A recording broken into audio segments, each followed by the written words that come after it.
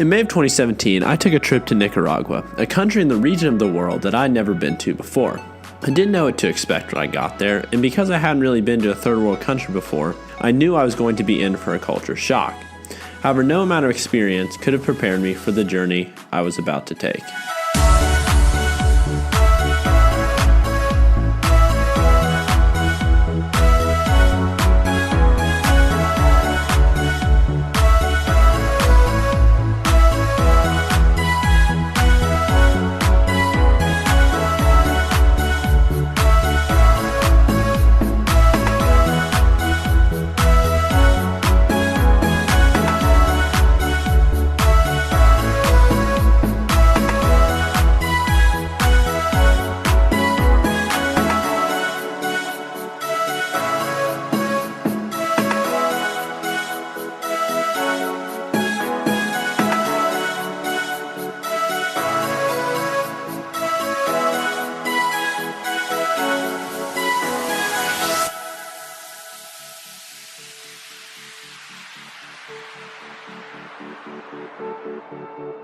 Now for some background. I was going with a bunch of people from my school, and the program was run by an organization called Outreach 360. Our mission was simple, to teach children English. But because I had two jobs, to film the trip and to teach, it was going to be hard to get the shots I wanted. Admittedly, I didn't go to Nicaragua with a vision for this film, which was a mistake. Even while I was there, I didn't know whether this was going to be a great memoir of my trip with all the friends and all the great times we had, or was this going to be something more meaningful, maybe a documentary perhaps. I realized that I captured these children in their natural environment, the reality that I was a part of. I was simply documenting their life through my lens. Our mission there was to make an impact on these kids in just 5 days of teaching. Was this possible to change lives in less than a week?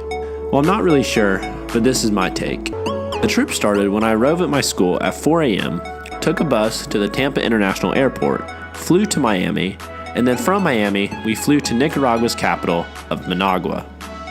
As we were flying over the largest city in Nicaragua, I noticed that many of the houses and the buildings had so many rusted, corrugated roofs on top of them. The streets appeared to be even and poorly maintained. The quality of the roads were poor at best. However, none of this matters. I was taking it all in. After stepping outside to load the bus for our next leg of the journey, I knew this was going to be an experience that I would never forget. Upon unloading all of our luggage onto the classic retro bus, I knew that the ride was going to be about 3 hours to the central part of the country in a small town called Jinotega. Maybe back in the States, I might have complained about a long bus ride, but in this unique country, I found myself mesmerized by Nicaragua's natural beauty. Our bus wound through endless curves around the mountains, hills, and other geographic features of Nicaragua. We were on the only 2-lane paved highway in Nicaragua called the Pan American Highway. During the trip, we were not allowed to bring any cell phones or electronics with us.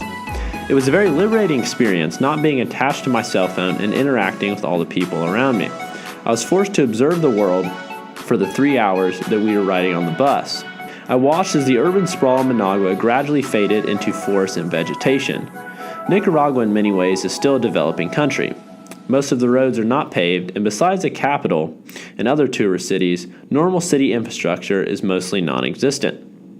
Throughout our journey to Jinotega, I observed many small communities of people just surviving. With the gross national income per capita in Nicaragua being roughly $1,900, some people live on just $6 a day. While the number is one of the lowest in the Western Hemisphere, most of the people I saw were genuinely happy. In the countryside, people were content with living.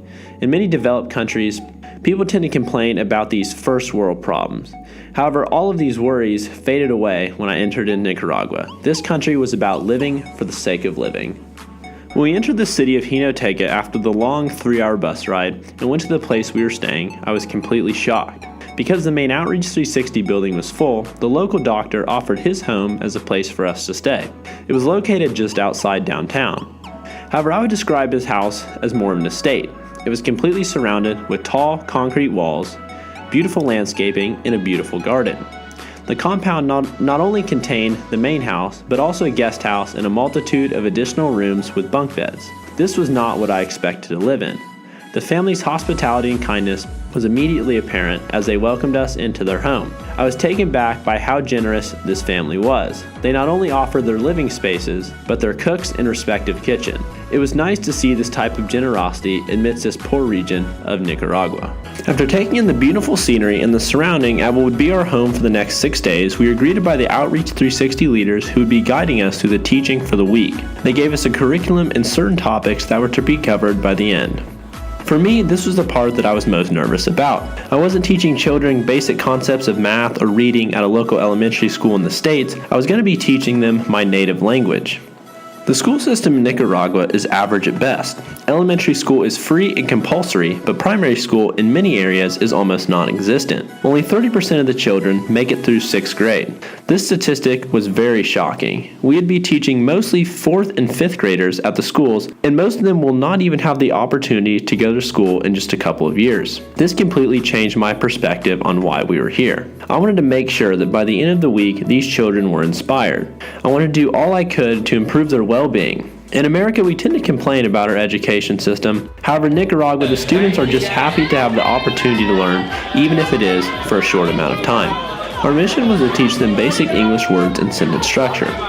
During the trip, I began to wonder, how much impact could we really have in just 5 days? I was determined to find out. Each day we taught 2 sessions, one in the morning and one in the afternoon. For the morning session, we traveled by bus to a local school to teach lessons we planned the day before. We were divided into groups with specific topics and rotated throughout the classroom. One of the biggest challenges was keeping them engaged during the entire lesson. Not only was there a language barrier, but these were also elementary kids too. The topics have to be fun, otherwise they will lose focus. While teaching, we only had about 20 minutes with each group.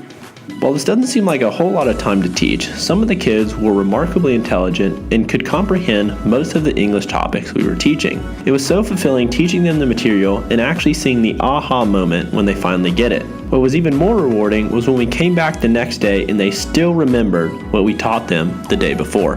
In between sessions, the kids went out to recess to play on the equipment or to participate in a soccer game. The conditions were by no means the same as the playgrounds back home, but it didn't matter. They were having so much fun with just a soccer ball in a muddy field.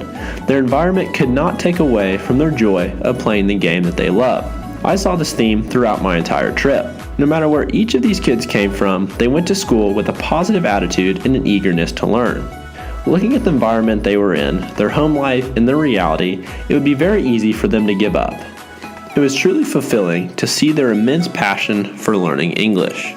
However, when school got out at 12:30, the kids weren't finished learning.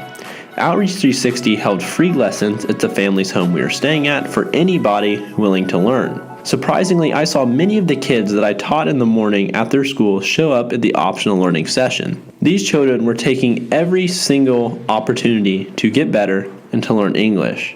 Upon talking to these kids both at school and the additional sessions, every single one of them had a goal or something they wanted to accomplish.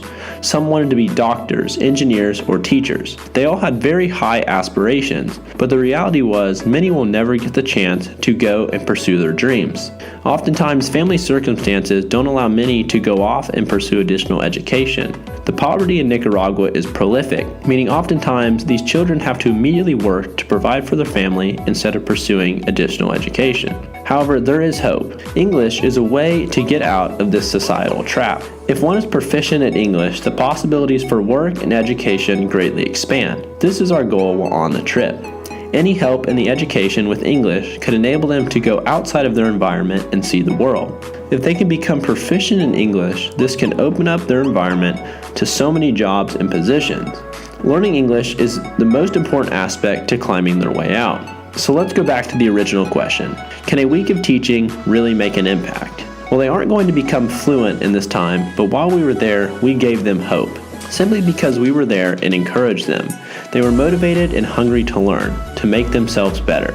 As Horace Mann once said, education is the great equalizer. In many cases, education is the only thing that these kids could cherish and build upon.